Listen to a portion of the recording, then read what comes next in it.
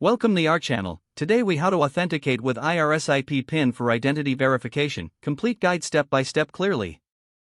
To authenticate with the IRS IP PIN for identity verification, begin by obtaining your IRS issued IP PIN. Visit the IRS website to access the official portal. If you do not have an IP PIN, use the Get an IP PIN tool. You will be required to provide personal information for verification.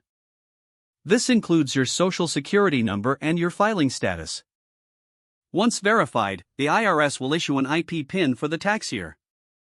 Make a note of your IP PIN, as you will need it for future tax filings. If you have lost your IP PIN, you can retrieve it using the Get My IP PIN tool. Enter the necessary identifying information to access your IP PIN. Once you have your IP PIN, ensure it is securely stored to avoid future loss. When filing your tax return, include your IP PIN in the designated field. This helps the IRS confirm your identity and process your return.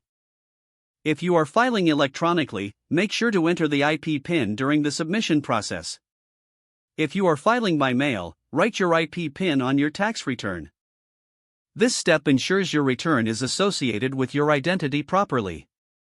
After submission, keep a copy of your tax return for your records. Remember, your IP PIN changes every year, so check for a new one each filing season.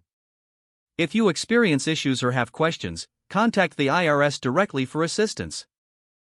Follow these steps carefully to ensure a smooth identity verification process with your IRS IP PIN.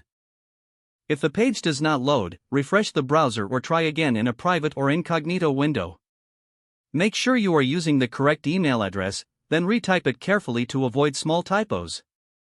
If your password is not accepted, use the reset option and create a new strong password you can remember. Check your spam folder for verification or security emails, then complete any requested confirmation steps. Enable two-factor authentication if available to improve account security and reduce unauthorized access risk. After signing in, review your profile details so your contact information and settings are accurate and current. If you see an error message, note it down and try again after restarting your device and internet connection. Log out when you finish, especially on shared devices, to keep your account and payment information secure. If the page does not load, refresh the browser or try again in a private or incognito window. Don't forget to like this video and subscribe to our channel for more step-by-step tech guides.